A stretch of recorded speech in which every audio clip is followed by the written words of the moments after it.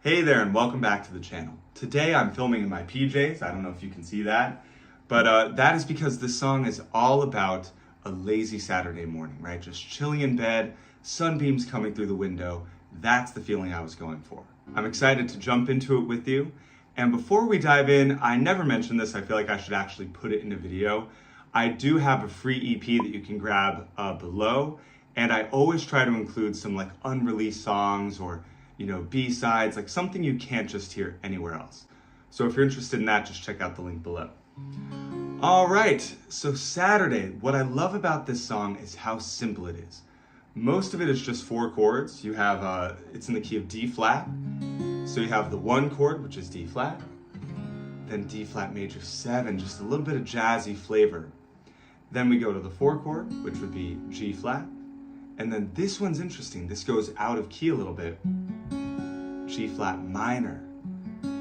So you get that really cool sound. The first time I heard that chord, I was like, what is that? Like I had to know. I was like, what is this? And this happens, everywhere from Waltz of the Flowers and Tchaikovsky.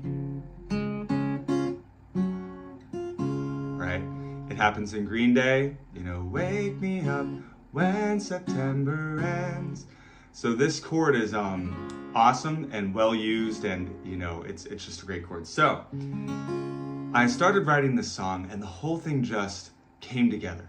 And a lot of songs are not super easy for me, like a lot of them I have to struggle with, and it's like fitting a puzzle together, but this one just flowed.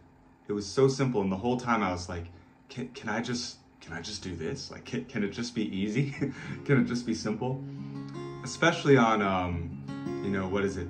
The day is young, we are two. I just wanna spend it here with you. I was like, can that be it? I feel like I've heard that somewhere, like in the Beatles, or I don't know. The chord progression's really classic. That's called a line cliche. And that gets a little more advanced, but yeah, I just feel like there's something timeless or familiar about that, and it just sort of hit me, and the whole song really just flowed. So the writing was very simple, lyrics were easy, chords were easy, and so let's actually dive into the computer and we can talk about the production, because I did some really cool things. I even used an actual coffee bag for the shaker, so I'll show you what that sounds like in isolation. Let's jump over there right now. Let's do it. And by the way, if you do like my music and you want to go a little bit deeper, I do recommend checking out my Patreon page. You get songs early, at least a month in advance, sometimes months or even years in advance, where you get to hear demos and B-sides and even weigh in on some of the artistic decisions from time to time as well. So if that sounds cool, check out the Patreon below. All right, so the coolest thing I did with this one is something I've never done before, which is I started with sort of a lo-fi vibe. You can see here, I have a EQ where I've cut out all the low end and all the high end, so you're only hearing the mids at the beginning. It sounds sort of like an old radio. Right? But then what's really cool is as the rest of the instruments kick in, look at this. I have the low end expand up to normal and the high end expand up to normal. So when the instruments kick in, the whole sonic frequency opens up, the whole sonic spectrum. Watch this. You can see it opening. I just wanna stay in bed. And so there you go. Now we're just to like a normal EQ curve, basically, where every high and every low is now in play. So that was a really cool thing, just having that open up like that. And also adding to the lo-fi vibe, I also have a vinyl crackle sort of sound effect, which I was debating, but I did it really softly. Here, let me play it. Let me turn it up. Okay, but in the track, it's really kind of buried. Right? And then it comes back again at the end. And see here it's fading in. And the frequencies are closing up again. And here comes the vinyl. Right? So we start lo-fi and we end lo-fi as well. Those frequencies shift there at the end again as well. So that was a really cool thing. I thought that was neat. And the song starts just vocals and just guitar. I even considered right after I wrote it, just sitting down with my guitar, playing it one time through, like a couple feet away from the mic, and having that just be the song, right? With all the imperfections, just playing it for the first time, you know, not great recording, just having the whole thing be lo-fi. And I listened back and I was like, no, I'm not good enough to pull that off. My vocals sounded kind of poor. I didn't know the song super well yet. So I decided not to go that lo-fi, but this was kind of a happy medium, sort of like a produced lo-fi. So let's get into it. Now, when the instruments kick in, we have a snare, which I did brushes on, and I'm doing sort of the jazzy brush thing. And I decided to go with the real snare because it just sounds so much better. Here's the fake snare. Let me play this for you. It's actually a pretty decent sample, but you can just tell it's fake. Like when I plug it into the song, listen to this. Watch the sunrise like your sleeping face. It just sounds thin. It sounds like it's missing those real imperfections that make it sound like a real snare. So here's the real snare with the brush and the hits. A little bit lower, a little bit less crisp, actually a lot less crisp. But we put it into the song and it sounds like this. I just wanna stay in bed all day. Watch the sun. It gives you that lo-fi vibe, right? So that is the snare is pretty simple, and you'll see right here, check this out. I did one take all the way through, even though it's the same beat. I wanted those imperfections. I wanted it to feel lifelike. So I just recorded all the way through doing that same boring beat, however long. The brushing I did loop because it was hard to get a consistent brushing sound that didn't like distract you, where it suddenly got louder or softer. And then at the end, I bring in some tambourine, and I was really proud of this. The shaker is a coffee bag. So check this out, and I should call this like coffee shaker. Let me rename it here. So I actually got a coffee bag, set up the mic, and recorded the coffee. Check this out.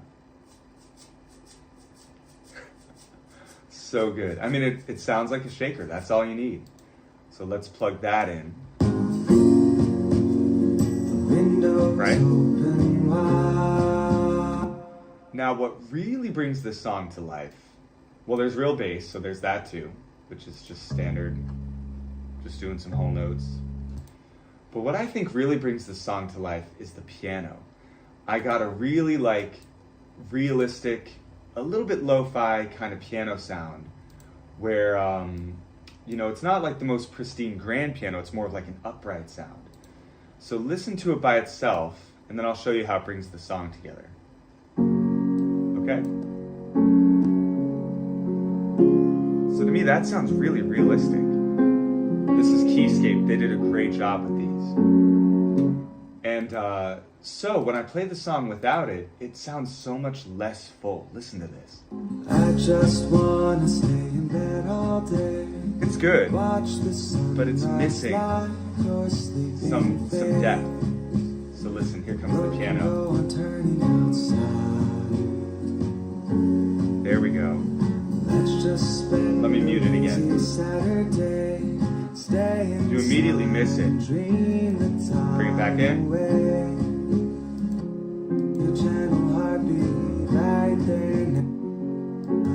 I love that. So the piano was huge. The piano and guitar are really just vibing together. That's what they sound like. Then you add in the bass.